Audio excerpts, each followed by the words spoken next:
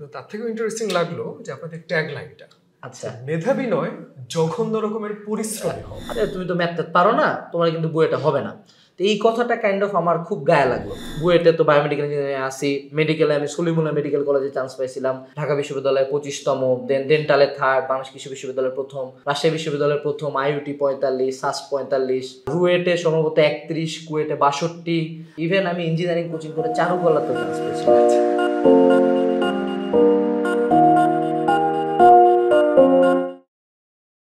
আসসালামু আলাইকুম, গল্পগ্রাফির আরেকটি এপিসোডে আপনাদেরকে স্বাগত। আজকে আমাদের সাথে আছেন আনাস ফেরদৌস, যিনি বয়সে অনেক ছোট কিন্তু কাজের পরিধিতে অনেক বড় একটা অবস্থানে পৌঁছে গেছেন। ভাই নিজেই যদি একটু বলতেন আপনার সম্পর্কে। আচ্ছা, আসসালামু আলাইকুম, আমি এএসএম আনাস ফেরদৌস, বর্তমানে ডিপার্টমেন্ট অফ বায়োমেডিকেল ইঞ্জিনিয়ারিং বুয়েটে পড়াশোনা করতেছি। আর প্রতিষ্ঠাতা পরিচালক হিসাবে আসি হলো হালকেনস্টাইন এজ কোর্স এবং কিউএনএ পাবলিকেশনে। এই আর কি, মানে বর্তমানে ছোট করে একটা পরিচয়। মানে 3টা প্রতিষ্ঠান ইতিমধ্যে এখন চলতেছে আর কি। জি, এই ব্যাপারটা অনেক ইন্টারেস্টিং যে এত কম বয়সে 3টা প্রতিষ্ঠান, কিন্তু তার থেকেও ইন্টারেস্টিং লাগলো যে আপনাদের ট্যাগ লাইনটা আচ্ছা মেধাবী নয় জঘন্য রকমের পরিশ্রমী হও। আচ্ছা, এখানে একটা জিনিস দেখাই, সেটা হলো যে আমার গেঞ্জির পিছন দিকে কিন্তু এটা লেখা আছে। হ্যাঁ, তা আমি অলওয়েজ এটাকে ধারণ করার চেষ্টা করি। তো এই ট্যাগলাইনটা আমার খুব পছন্দের একটা ট্যাগ। আমি এটার পিছনে স্টোরিটা বলতে পারি ট্যাগলাইনের পিছনে। আচ্ছা, সো ট্যাগলাইনের পিছনে একটা কাইন্ড অফ লম্বা স্টোরি আছে, মেধাবী নয় জঘন্য রকমের পরিশ্রম। এটা আমি হলো যখন ইন্টার সেকেন্ড ইয়ারে পড়তাম, তো তখন হলো সম্ভবত টেস্ট পরীক্ষার আগে আগে রেজাল্ট দেওয়ার পর আমি একটা স্ট্যাটাস দিছিলাম এই লাইনটা লিখে আর কি। তো লাইনটা আসছিল এরকম যে আমি যখন ইন্টারে পড়তাম আমি খুব একটা আসলে ম্যাথ পারতাম না, সত্য কথা বলতে গেলে। যদিও ম্যাথ পারি না, বুয়েটে পড়তেছি, কাইন্ড অফ একটা অকওয়ার্ড, সেটার সাথে রিলেটেড। তো ম্যাথ যখন আমি পারতাম না, আমার প্রথম দিকে একটু রেজাল্ট একটু খারাপ হয়েছিল, বাট পরবর্তীতে আমি যখন টেস্ট এক্সাম দিলাম আমি ম্যাথ এত বেশি করছিলাম যে মানে কাইন্ড অফ ম্যাথের উত্তর পর্যন্ত মুখস্থ হয়ে গেছিল, মানে এক একটা ম্যাথ 10-15 বার করে করা হয়েছে। তো তখন রেজাল্টের পরে আমার মনে হলো যে না, মাথা খুব একটা লাগে না, মেধা খুব একটা লাগে না, আমি যদি খুব জঘন্য রকমের পরিশ্রম করতে পারি, মানে জঘন্য রকমের সাথে মেধাটা কাইন্ড অফ একটা ডিফারেন্ট পোলের ব্যাপার হয়ে যায়। তো লাইনটা আমার কাছে ভালো লাগলো। দেন আরেকটা ব্যাপার ছিল যে আমার লাইফের একটা যথেষ্ট টার্নিং পয়েন্ট ছিল যে আমি এসএসসি পরীক্ষায় স্কুলের ফার্স্ট বয় ছিলাম। তার পরবর্তীতে আমি যখন এনডিসিতে এক্সাম দিয়েছিলাম, তো আমি তখন চান্স পাই নাই। চান্স না পাওয়ার পরে এবং আমার একটা তখন লেগ ইনজুরি হয়েছিল, আমি হাঁটতেও পারতাম না খুব ভালো মতো। তো ওই টাইমটাতে আমি দেখলাম যে না, আমার আশপাশে সব কিছু আমার প্রতিকূলে চলে গেল। ইভেন বাবা মা আমার সাথে ভালো বিহেভ করে না, ফ্রেন্ডরা এত পরিমাণে এনডিসিতে চান্স না পাওয়া নিয়ে এত পরিমাণে অপমান করছে যে মানে প্রচণ্ড খারাপ লাগা কাজ করতো আর কি। এবং ওই সময় আমি প্রায় 3-4 মাস কোনো পড়াশোনা করিনি, আমার বডি ওয়েট ড্রপ করলো, অনেকগুলো রোগ ধরলো, এবং আমি দেখলাম যে না, আমার আশপাশের মানুষজন অনেক টাকা গেছে, আমি পিছাই গেছি। তো তখন আমি কিন্তু দিনাজপুরে থাকতাম, দিনাজপুরে একটা মফস্বল, ঢাকা থেকে অনেক বাইরে। তো আমার মাথায় চিন্তা আসলো যে না, অ্যাটলিস্ট একটা জায়গায় একটা অ্যাডমিশনে আমার হয় নাই, এনডিসিতে আমার হয় নাই, বাট নেক্সটে যে অ্যাডমিশনটা আমি দিব সেখানে কমপ্লিট ডিফারেন্ট কিছু একটা করার চেষ্টা করবো আর কি।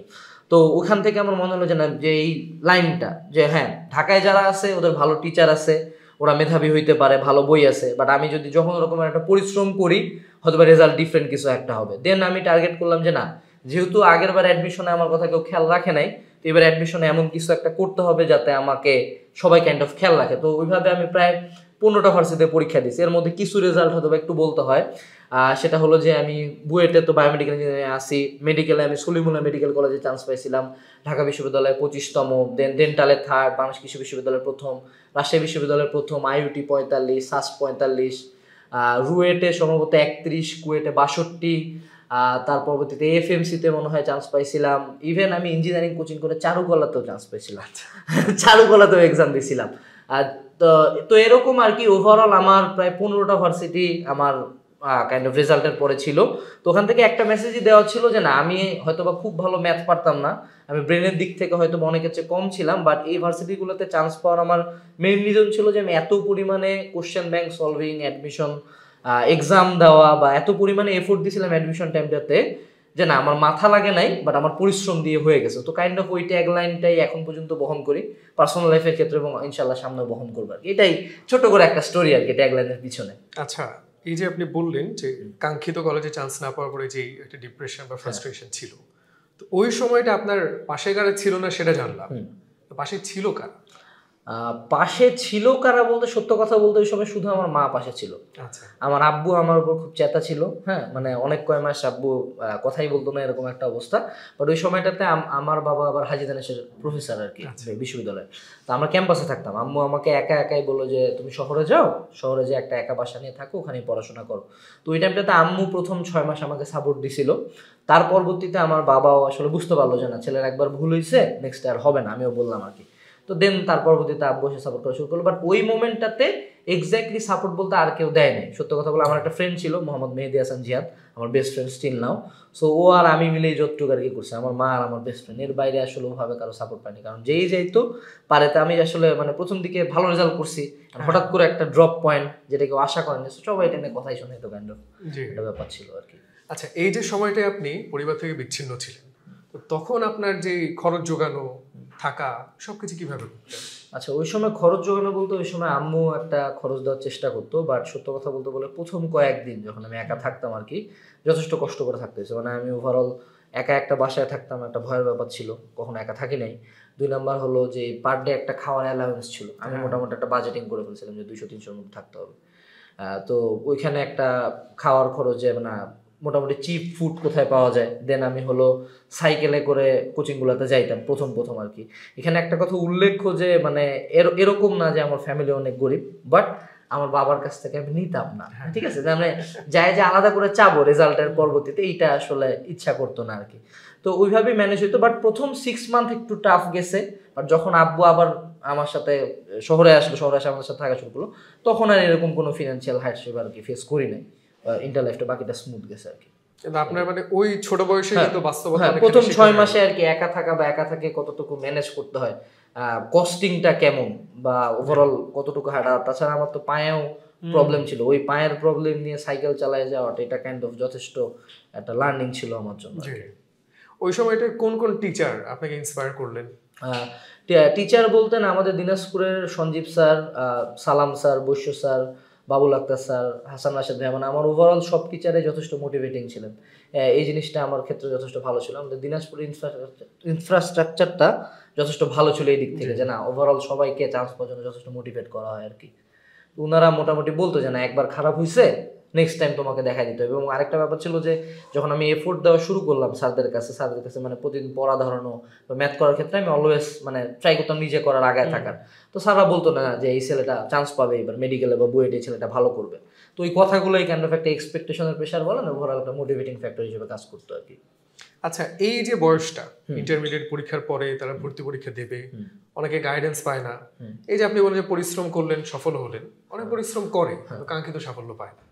তো এই ক্ষেত্রে আপনার জন্য কি মনে করেন আপনি, যে শুধু টিচারদের ওই পরামর্শ ওইটা মানলেই হয়ে যায়, নাকি আপনি নিজেও কোনো আলাদা উদ্যোগ নিতেন তখন? আচ্ছা, এইখানে আমি একটা পয়েন্ট অ্যাড করতে চাই, সেটা হলো যে আমি রিসেন্টলি চ্যানেলে বা গত আমার যে ইউটিউব চ্যানেল যেটা আছে, যেটা এখন যেটার উপরে প্রতিষ্ঠানটা ভিত্তি করে, ওখানে আমাদের মেইন কথা হলো যে শুধু ক্লাস দেওয়া হয় না, লাগে গাইডলাইন।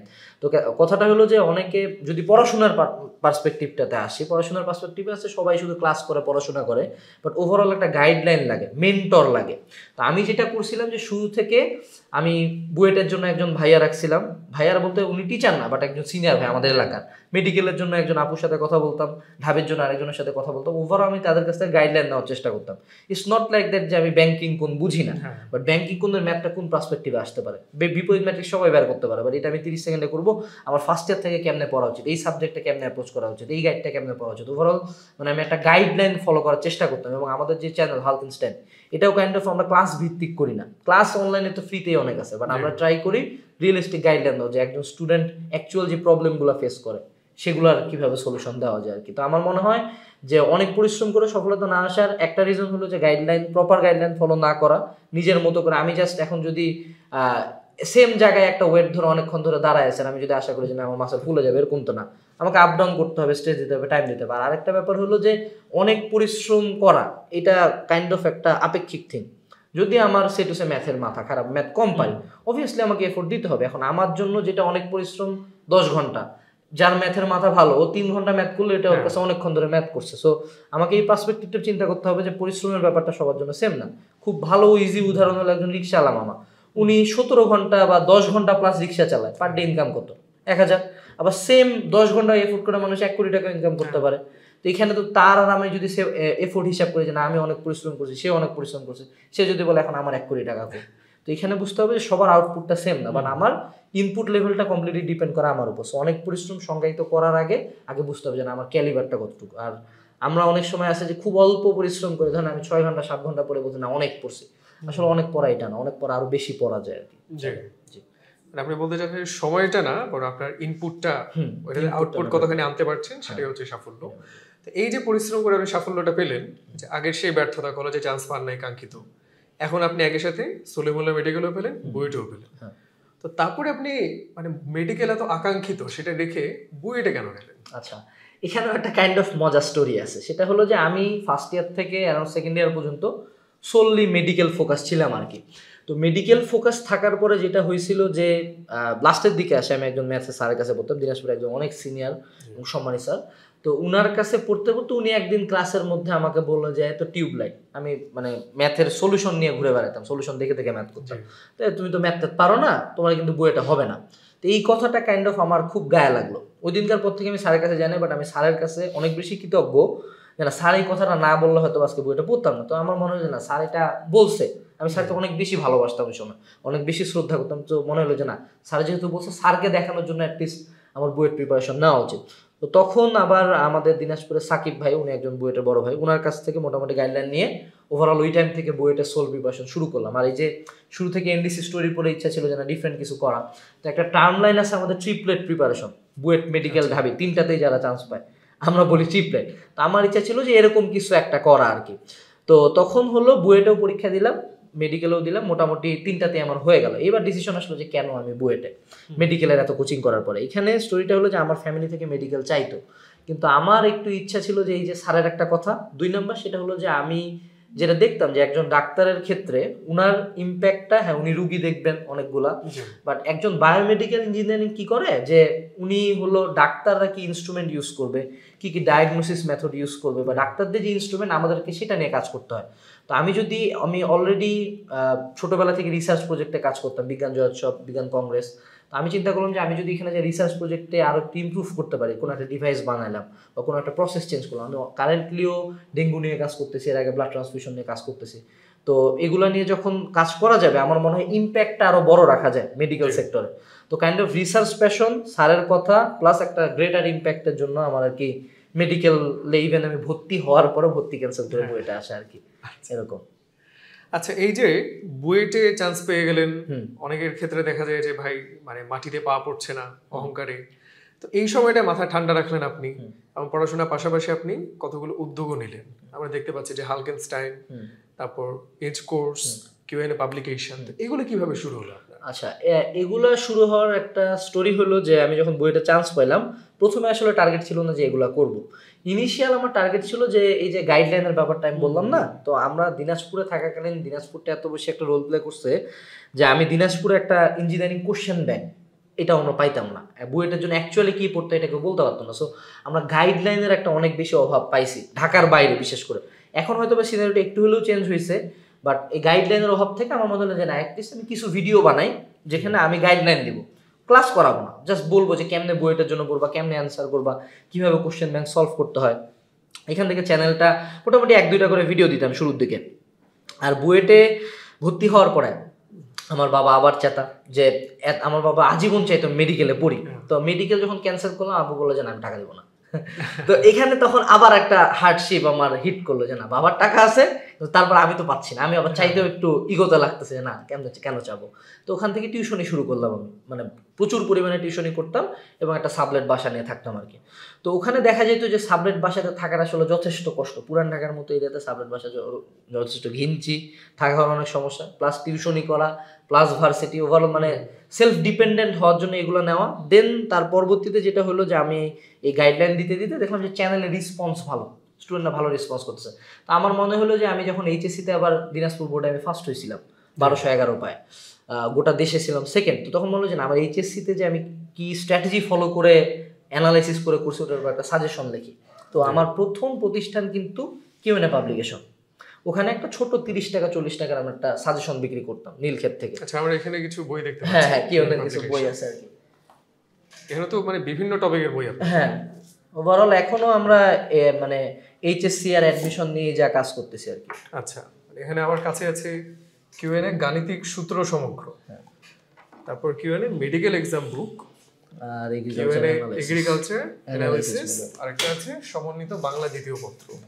মানে আপনারা কি মূলত সব সাবজেক্টই, মানে একটা স্টুডেন্ট ইন্টারমিডিয়েটের পরে যেখানে যেখানে যেতে চায় সবগুলো আপনারা কভার করেন? আমরা মোটামুটি এসএসসি এইচএসসি সবগুলাই কভার করার চেষ্টা করি আর কি। আচ্ছা আচ্ছা, অ্যাডমিশন প্লাস একাডেমিকের অনেকগুলো বই আছে, প্রায় আমাদের 63টার মতো বই। 63টার মতো বই, তাহলে এগুলো সব রকমারিতেও পাওয়া যাচ্ছে? হ্যাঁ, রকমারিতে अवेलेबल আছে আর কি। তারপর মানে কিউএনএ দিয়ে শুরু করলেন, তারপর কোথায় গেলেন? তারপরে তো ওই বইগুলা বানাইতে বানাইতে আমি আবার যখন অনেক বেশি টিউশনি হয়ে গেল, আমি একা কভার দিতে পারতেছিলাম না, তো ফার্ম গেটে ব্যাচ পড়াইতাম। ব্যাচ পড়াইতে পড়াইতে দেন করোনা হিট করলো। তো আমাদের তখন ব্যাচ চলতেছে, রানিং কোচিং চলতেছে, আমরা কিন্তু রুমের ভাড়া দিতে পারতেছি না। তো এই সময় দিনাজপুরে চলে গেলাম। ওই সময় আমাকে একজন বলে যে ভাই আপনি অনলাইনে পড়ানোর চেষ্টা করেন। সো 19 সালের সম্ভবত এপ্রিলের দিকে প্রথম আমরা এইচ কোর্স চালু করলাম। এইচ কোর্স চালু করার পরে দেখা গেল যে ইমেন্স রেসপন্স।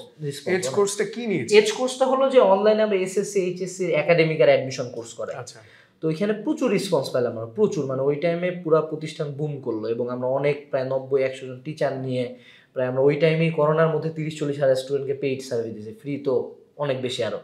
এইভাবে করে তখন এইচ কোর্স যখন বড় হইলো বা তখন আমরা অফলাইন কার্যক্রম কমপ্লিট অফ করে দিলাম। আমরা চিন্তা করলাম যে না, কমপ্লিট অনলাইনে যাবো। দেন আমরা ওই টাইমের মধ্যে বইগুলো আরও ইমপ্রুভ করলাম। তো এইভাবে ধীরে ধীরে করতে করতে প্রতিষ্ঠানটা মানে এখন মোটামুটি যথেষ্ট স্কেলেবল একটা প্রতিষ্ঠান হয়েছে এবং আশা করি সামনে ভালো। এইচ কোর্সটা কেউ যদি করতে চায় কিভাবে করবে? এইচ কোর্স, আচ্ছা, এইচ কোর্সে কি অনলাইন কোর্স করবে কিভাবে? হ্যাঁ, আমাদের ওয়েবসাইট আছে www.halkenstein.com/hcourse, বা আমি যদি গুগলে যা সার্চও করি just H course, EDG space course, তাহলে আমাদের ওয়েবসাইট চলে আসবে, ওখান থেকে যে কোনো কোর্সে এনরোল করতে পারে। তাহলে হালকেনস্টাইন, এই যে আমরা হাল্ক শব্দটা সবখানে পাচ্ছি, আর আপনার শরীরেও কিন্তু এই বডি বিল্ডারের একটা ভাব আছে। তো বডি বিল্ডিং শুরু করলেন কি একদম ছোটবেলা থেকে, সেই স্কুল হাই স্কুল থেকে? হ্যাঁ, হাই স্কুলে, মানে ক্লাস 10 এর শেষের দিকে কাইন্ড অফ স্টার্ট করা।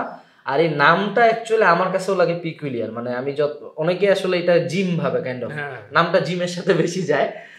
বাট নামটা যখন দেওয়া হয়েছে, আমি আসলে ইন্টার লাইফে নিজেকে খুব ফেসবুকে নিকনেম দিত না একটা হালকেনস্টাইন, তো ওরকম একটা যে আমি মেধাবী অনেক, আমার মাসেলও আছে, আমি এই নামটা দিয়ে দিই এবং এই নামেই চ্যানেল চালু করছিলাম। যতদিনে বুঝতে পারছি যে না এই নামটা একটু পিকুলিয়ার হয়ে গেছে, আমার চেঞ্জ করা উচিত, ততদিনে চ্যানেলের অডিয়েন্স অনেক বেশি হয়ে গেছে। আমি তখন নাম চেঞ্জ করলে আসলে আমাদের স্টুডেন্টরা খুঁজেও পাইতো না, ব্র্যান্ড ভ্যালু কমে যেত, এই নামেই কন্টিনিউ করতে হয়েছে আর কি নামটা। তো এই যে ধরেন এই যে বডি বিল্ডিং করছেন আপনি, তো অনেকের কিন্তু এই বয়সে আগ্রহ থাকে যে বডি বিল্ডিং করতে চাই, সিক্স প্যাক থাকবে, একটু মাসল থাকবে, কিন্তু পড়াশোনার সাথে এটার সম্পর্কটা কিভাবে, সেটা যদি একটু বলতেন। আচ্ছা, এখানে একটা কথা আমি একটু কারেক্ট করি, সেটা হলো আমি বডি বিল্ডিং করতেছি না, মানে আমি জাস্ট জিম করি। জিম করে মানে body building is a different sport. আপাতত পাওয়ার লিফটিং এ যাওয়ার চেষ্টা করতেছি। এখন কথা হলো যে হ্যাঁ, জিম বা ফিটনেসের সাথে পড়াশোনার সম্পর্কটা কি? আমি বলবো যে এটার সাথে একটা যথেষ্ট ডেপথের সম্পর্ক আছে। আমি যেমন স্টিল নাও পার ডে 10 থেকে 15 ঘন্টা কাজকর্ম করি, আগেও করতাম। তো দেখা যায় যে জিম থেকে আমি ফিজিক্যাল অ্যাসপেক্ট যতটুকু না পাই, আমি ট্রাই করি এটার মেন্টাল অ্যাসপেক্টগুলো নেওয়ার জন্য। যে না, আমি হয়তো যখন স্টার্টিং করছিলাম, আমি তো অবভিয়াসলি এরকম সাইজের ছিলাম না, আমার হাতে এত মোটা ছিল না, তো আমাকে গ্র্যাজুয়ালি ইনক্রিজ করতে হয়েছে। গ্র্যাজুয়ালি আমি 5 কেজি 10 কেজি থেকে 50 কেজি তুলতে পারতেছি। দেন আবার জিমে একটা জিনিস বোঝা যায় যে না, আমি হার্ড ওয়ার্ক না করলে আমার কোনো গেইন নাই।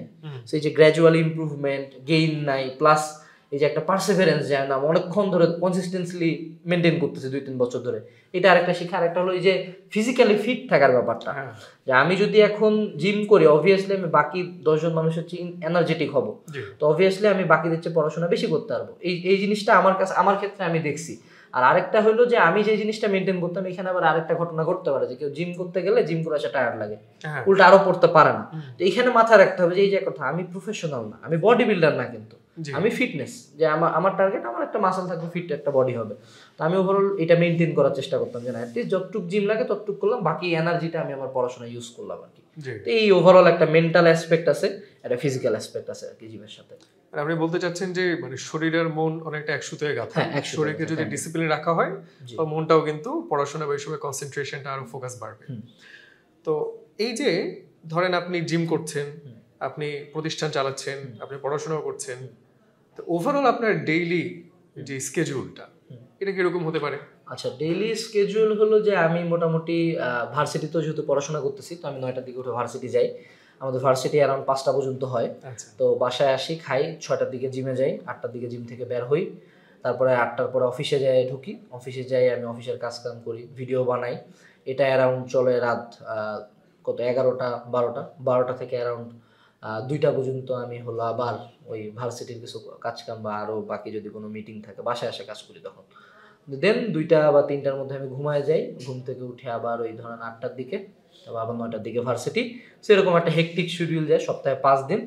আর বাকি সপ্তাহে বাকি যে 2 দিন মানে বৃহস্পতি শুক্র বইয়ের বন্ধ থাকে, তো এই 2 দিন কাইন্ড অফ আমার ব্রেক যায়। শুক্রবারটা কমপ্লিট ব্রেক যায়, বৃহস্পতিবারে আমি বাকি যদি ধরেন লং কোনো স্কেজুল পরে সেগুলোর কাজকর্ম করি আর কি। এই বয়সে একটা ছেলে বা মেয়ে সে যেরকম যে জীবনের সুন্দর সময়টা বলে যে একটু বেড়াবে, প্রেম করবে, ঘুরবে, আপনার জীবনে কি এগুলো নেই, মানে কাজ নিয়ে ব্যস্ততা? আচ্ছা, এখানে যদি সত্য কথা বলি সবকিছুই আছে আমার লাইফটা। আমি ট্রাই করছি যে আমার যাতে কোনো রিগ্রেট না থাকে, যে আমি লাইফে এই পার্টটা করি নাই কমপ্লিটলি। হ্যাঁ, কিছু জায়গায় স্যাক্রিফাইস করি, বাট আছে, সব পার্টি আছে। তো এখানে আমি যেটা মেনটেন করার চেষ্টা করি আর কি, সেটা হলো যে আমার কাজের সময় কাজ, অন্য সময় অন্য কিছু। তো সেটুসে আমার রিলেশনশিপ আছে বা আমি ঘুরবো, এখানে আমার এই যে বৃহস্পতি শুক্রবার এই 2 দিন আমি সর্বোচ্চ ঘুরতে পারি, বাকি 5 দিন ওইদিকে যা হোক আমি যাব না, এরকম। আর তারপরে ধরেন আমাকে জিনিসগুলো শিডিউল করতে হয় এমনভাবে যে না আমার কাজের সাথে যাতে সাংঘর্ষিক না হয়।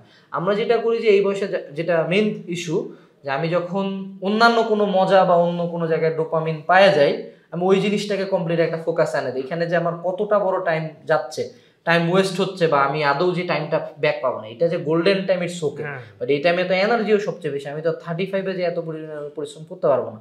আমাকে 2টা অ্যাসপেক্টই চিন্তা করতে হবে। আমি যেটা করি মানে টাইম ভাগ করা থাকে এবং কাজের সময় কাজ, সেটুসে আমি ডিপ্রেসড, সেটুসে আমার খারাপ লাগতেছে, সেটুসে আমার মানে আমি যথেষ্ট পরিমাণে ইমোশনালি ড্যামেজ।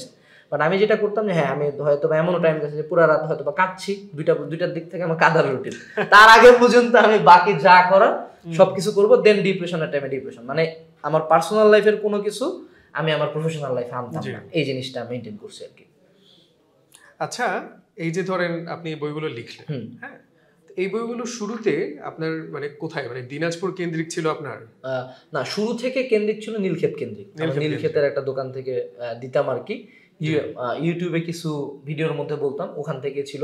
তার পরবর্তীতে তো আমরা ওভারঅল রকমারির মাধ্যমে বাংলাদেশের সব লাইব্রেরিতে দেওয়ার চেষ্টা করতেছি আর কি।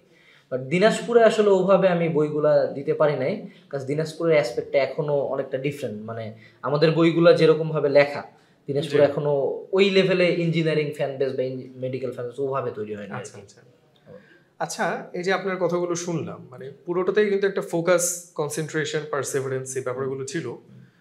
আপনার প্রিয় ব্যক্তিত্ব কে, মানে কার থেকে ইন্সপিরেশন গুলো পেলেন বা এখনো নেন আপনি? আচ্ছা, আমার যদি ইউটিউবে অনেকে আমরা হয়তো ডেভিড গগিন্সকে দেখছি, সো তার কিছু ভিডিও দেখবেন, অনেক হার্ডকোর ভিডিও বানায় আর কি, যে না যা হোক কোনো গিভ আপ করা যাবে না, অনেক বেশি পরিশ্রম করতে হবে। সো পার্সোনাল ব্যক্তিত্ব বলতে এটা একটা আছে, যেটা হলো আমার হয়তো বা কাজ করার মোটিভেশনটা যোগায়। আর আরেকটা হলো যে বিজনেস আইডল হিসেবে বা ওভারঅল আমি তো একটা কোম্পানি চালাচ্ছি, এই জায়গাটাতে আমার আমাদের রকমারির মাহমুদুল হাসান সোহাগ ভাইয়া, উনি ছোটবেলা থেকে অনেক বড় একটা আইডল পর্যায়ে আছে। তো ভাইয়ার কাছ থেকে দেখা যায় না ভাইয়া অনেক বড় কিন্তু একটা বিশাল বড় একটা বিজনেস চালায়, বাট স্টিল নাও এই বিজনেসে ভাইয়া যে পরিমাণে এফোর্ট দেয়, সেইটা যথেষ্ট অ্যাডমায়ারিং একটা ব্যাপার এই জায়গা থেকে। সো এই 2জন আইডল আছে কাইন্ড অফ আমার।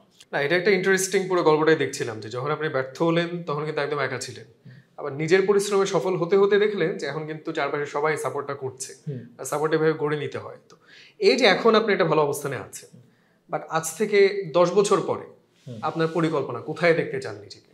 আচ্ছা, এখানে আমি একটা জিনিস একটু হয়তো বা সাজেশন হিসেবে অ্যাড করব, যারা প্রতিষ্ঠান চালু করে বা যারা উদ্যোগ নেয়, দেখা যায় যে ইনিশিয়াল যখন আমাদের গ্রোথ স্টেজটা থাকে তখন আমাদের কিছু ইনকাম হয় ভালো পরিমাণে, তো ওগুলো আমরা কাইন্ড অফ ওয়েস্ট করে ফেলি, পার্সোনালি কিনলাম, ওই করলাম, হ্যান। বাট আমার মনে হয় ওই টাইমটাতে মানে ফিক্স কিছু অ্যাসেট বানানো উচিত যেগুলো আমাকে বাজে টাইমে সাপোর্ট দিবে।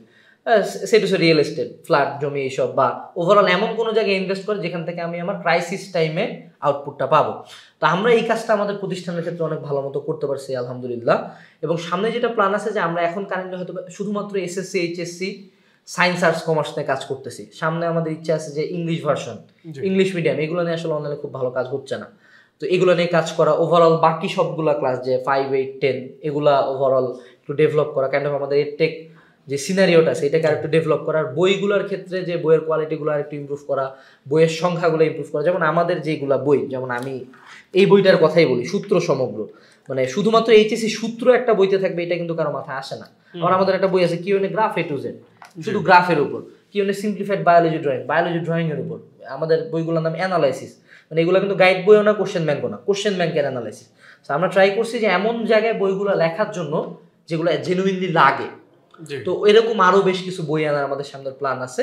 মোটামুটি আমাদের অলরেডি যেই পথে আগাচ্ছি এটাকে আরেকটু জাস্ট এক্সপ্যান্ড করা, আগামী 10 বছর পরে এটাই প্ল্যান আর কি। আপনার গল্পটা শুনলাম, আপনার ব্যর্থতা, আপনার অধ্যাবসায়, আপনার সাফল্য। আপনি যে হালকেনস্টাইনের মাধ্যমে এজ কোর্সের মাধ্যমে হাজার হাজার শিক্ষার্থীকে সেবা দিচ্ছেন, তাদের ক্ষেত্রে আপনি কি নোটিস করেন? তারা কোন ভুলগুলো করছে বা তাদের কোনটা মাথায় রাখা উচিত? আচ্ছা, আমি এই কোশ্চেনটার জন্য ওয়েট করতেছিলাম আসলে। এটা আমার মনে হয় বলা উচিত। প্রথম যেটা পয়েন্ট, স্টুডেন্টের মধ্যে সিরিয়াসনেসের অভাব আছে। মানে বিশেষ করে এইচএসসি লাইফে, মানে হেলায় খেল না হবে 5 হবে চান্স হবে, আসলে হয় না। শুরু থেকে একটা ফোকাস হইতে লাগে এবং পড়াশোনায় অনেক সিরিয়াস হইতে হয়। 2 নাম্বার এফোর্ট লেভেলটা, মানে ওরা ভাবে যে অ্যাডমিশন মনে হয় ইজি, পড়লে হালকা পড়লে একটা চান্স হয়ে যায়। বাট আমরা যদি শুধু সিট সংখ্যার দিকেই তাকাই আর টোটাল স্টুডেন্ট নাম্বার দেখি, সিট সংখ্যা কিন্তু 30%ও না। তো এই জায়গাটাতে আমাদের একটা লাগবে যে না, আমার মধ্যে অনেক বেশি পড়াশোনা করতে হবে। কারণ যারা অ্যাটলিস্ট ঢাকার বাইরে, ওরা আসলে মেইন সিনারিওটা বুঝতেও পারে না, এই জন্য এফোর্ট লেভেলটা অনেক বেশি বাড়া দিতে হয়। তৃতীয় যেই পয়েন্টটা, সেটা হলো আমরা কোশ্চেন ব্যাংক সলভিং বা কোশ্চেন অ্যানালাইসিস যে ব্যাপারটা, যেটার উপর আমরা মানে নামই দিই কিউএন এর ফুল ফর্ম কিন্তু কি কোশ্চেন অ্যানালাইসিস। তো এই ব্যাপারটা হলো যে শুরু থেকে আমার একটা আইডিয়া রাখা। সবাই জানে বইটা খুব কঠিন কোশ্চেন হয়, মেজরিটি স্টুডেন্ট বইয়ের কোশ্চেন দেখে অ্যাডমিশন টাইমে যায় প্রথমবার, ফার্স্ট ইয়ার একবার জানেও না যে কোশ্চেনটা কি আসে, ওর বইয়ের জিনিসপাতিই দেয় কিন্তু জানে না। তো এই যে কোশ্চেন অ্যানালাইসিস করা। 4 নাম্বার হলো প্র্যাকটিসের অভাব। স্টুডেন্টরা অনেক পড়ে, অনেক ক্লাস করে, এই করে ওই করে, বাট আলটিমেটলি তারা কোনো প্র্যাকটিসই করে না। একটা ম্যাথ করা বা শুরু থেকে এমসিকিউ এক্সামগুলো অনেক বেশি প্র্যাকটিস করতে হয়, এটা তারা করে না। আর লাস্ট বাট নট লিস্ট, সেটা হলো যে আমাদের স্টুডেন্টদের ক্লাস ভিত্তিক খুব টার্গেট, মানে অনেক ক্লাস করবে, অনেক পড়বে, আর আলটিমেটলি শুধু কিন্তু ক্লাস দিয়ে, আবারও বলছি, চান্স হয় না। আমাদের একটা প্রপার গাইডলাইন লাগে। যেমন একটা চ্যাপ্টারে 20টা টপিক আছে, 20টা টপিক থেকে এইচএসসিতেও আসে না, 20টা টপিক থেকে ঢাবিতেও আসে না, 20টা টপিক থেকে ইঞ্জিনিয়ারিংও আসে না। সো আমার অ্যাকচুয়ালি জানতে হয় যে না, কোন 5টা টপিক আমাকে পড়তে হবে, কোন 5টা টপিক খুব ভালো মতো পড়তে হবে, কোন 5টা আমি চাইলে স্কিপও করতে পারবো, কীভাবে আমি ছোট একটু জায়গার মধ্যে ম্যাথ করবো। সো ওভারঅল আমার মনে হয় এই কয়েকটা পয়েন্ট আমরা দেখছি। আর লাস্ট বাট নট লিস্ট আরও একটা অ্যাড করি, সেটা হলো সোশ্যাল মিডিয়ার ফোন অ্যাডিকশন। এইটা বর্তমানে মানে যথেষ্ট সিভিয়ার একটা ইস্যু, বিশেষ করে গেমিং ইন্টার লাইফে বা এসএসসি লাইফে। আর আমাদের সময় তো আমার অ্যাকচুয়ালি ফোনই ছিল না, ইন্টার লাইফ পর্যন্ত আমাকে ফোনই দেয় নাই, নিজের ফোন ছিল না। বাট এখন দেখি যে প্রত্যেকের মানে সারাদিন এমনি এমনি থাকে, এবং এইটাতে কিন্তু মানে 6-7 আওয়ার্স 10 আওয়ার্স পর্যন্ত তারা দিচ্ছে। তো এইটাতে যথেষ্ট একটা টাইম তাদের চলে যায়। আমার মনে হয় এই ইস্যুগুলো স্টুডেন্টরা দেখে আর কি, আমি দেখি স্টুডেন্টদের মধ্যে প্রবলেমগুলো। আচ্ছা, এটা তো ধরেন যে একটা একাডেমিক অ্যাসপেক্টে আমরা কথাটা বললাম। আবার যদি পার্সোনাল অ্যাসপেক্ট নিয়ে বলি, যে এই সময়টায় আপনার বন্ধু নির্বাচন, আপনার রিলেশনশিপ, এগুলো কিন্তু হয়ে যায়, কিন্তু অনেকে এটার জন্য ভুক্তভোগী হয়। এই ক্ষেত্রে আপনি কি মতামত দিবেন? আচ্ছা, এই জায়গাটাতে বন্ধু নির্বাচনের ক্ষেত্রে আমি বলি যে বেশি ফ্রেন্ডের দরকার নেই। আমি অলওয়েজ মানে এয়ারটেলের ওই বন্ধু গানের চেয়ে বেশি ফিক্সড 1-2টা ফ্রেন্ড চাই। এবং দেখা যায় যে আমি আশপাশে যতজন আছে, আমি কিন্তু সেই 5 জনের অ্যাভারেজ, বাস্তবতা এইটা। তো আমার আশপাশে যদি সব খারাপ ফ্রেন্ড থাকে, সব খারাপ লোকজন থাকে, আমি বাই ডিফল্ট খারাপ হবো একটা সময়। তো বন্ধু নির্বাচনের ক্ষেত্রে যথেষ্ট সতর্ক হওয়া উচিত। হাতে গোনা 2 থেকে 3টা ফ্রেন্ড, ভাই আমার তো 1 থেকে 2 জন ফ্রেন্ডই ছিল যারা অ্যাকচুয়ালি সাপোর্টিভ, যারা অ্যাকচুয়ালি আমার মতো সেম গোল টার্গেট করে, মেধাবী না হোক, আমার সেম মতো মাইন্ডসেটটা তার থাকে যে আমিও পড়বো বা আমিও লাইফে আগাবো, এটা একটা। আর রিলেশনশিপ অ্যাসপেক্টটা, হ্যাঁ, এটা হইতেই পারে, এটা কাইন্ড অফ আমাদের part of our life. But যেটা মাথায় রাখতে হবে ওই যে এই জিনিসটা যাতে আমার পার্সোনাল লাইফটা, আমার পড়াশোনা বা বাকি অন্যান্য জায়গায় আমার ইন্টারফেয়ার না করে, আমার ইমোশনটাকে কন্ট্রোল করা যায় না, এখানে যা হয়েছে আমি আমার বাকি এই জিনিসটা ঠিক রাখি, এটা এই জায়গায় থাকে। এটাই না, শেষে একটা কথা বলতে চাই যে আপনার ভিতরে যে পার্সোনাল লাইফ, প্রফেশনাল লাইফ, এই দুটাকে আলাদা রাখতে পারা, যে আবেগটাকে কন্ট্রোল করতে জানা, এই ব্যাপারটা খুব ভালো লাগলো। মানে আপনার বাবা সম্পর্কে বলছিলেন যে উনি প্রফেসর, ওনার সম্পর্কে যদি একটু বলতেন। আচ্ছা, আমার বাবা হলো, ওনার নাম প্রফেসর ডক্টর মোহাম্মদ আব্দুল আহাদ। আমার বাবা হলো বিগত 25 বছর ধরে বিবর্তন নিয়ে কাজ করতেছে। উনি কাইন্ড অফ একজন বড় রিসার্চার। এবং আমি আমার বাবার ক্ষেত্রে দেখতাম যে উনার এখন হয়তো বা এজ অ্যারাউন্ড 60, স্টিল নাও পিসিতে অনেক বেশি, মানে কম্পিউটার বসে সারাদিন টাইপিং কাজকর্ম করতেছে। তো আমার বাবার ক্ষেত্রে আমি দেখতাম যে না, উনি যা হয় হোক, আমাদের এদিকে ফ্যামিলি ওকেশন বলেন, যা বলেন, এগুলো কাইন্ড অফ অনেকটা মেনটেন করেই কিন্তু বাকি ভার্সিটি থেকে আমার বাবা কোনোদিন ছুটি নেয়। আমরা কোনোদিন দেখি না যে এই এজে আসো তার একদিনও ছুটি। রেগুলারলি ভার্সিটি অ্যাটেন্ড করা, রিসার্চ করা, ফিল্ড ওয়ার্ক করা, ওভারঅল সব কিছু করতো। আমার বাবার কাছ থেকে আমি কাইন্ড অফ অনেকটা বেশি মোটিভেটেড আর কি এই ব্যাপারটা, যে না personal life professional life different রাখা, কাজকে কাজের মতো রাখা আর ব্যক্তিগত জীবন ব্যক্তিগত জীবনের মতো থাকা। মানে আপনার ওই মানে পারিবারিকভাবেই সেই ধারাটা, যে আপনার যে ট্যাগলাইন মেধাবী নয় যখন রকমের পরিশ্রমী হও, আর পরিশ্রমটা শুধু বই নিয়ে বসে থাকে সেটা না, ডিসিপ্লিন, পারসেভারেন্স, কনসিস্টেন্সি সবকিছু মিলিয়ে। জি। প্রিয় দর্শক, আমরা কথা বলছিলাম আমাদের আনাস ভাইয়ের সাথে।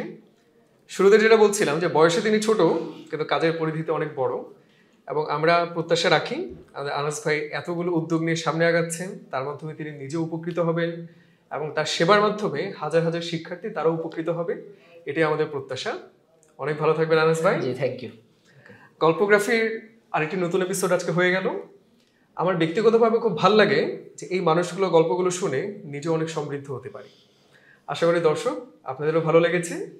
ভালো লেগে থাকলে আপনারা অবশ্যই হালকেনস্টাইন এজ কোর্স ওনার ওয়েবসাইট, ফেসবুক পেজগুলো ভিজিট করবেন। গল্পগ্রাফিরও ফেসবুক এবং ইউটিউব পেজটি সাবস্ক্রাইব করতে ভুলবেন না।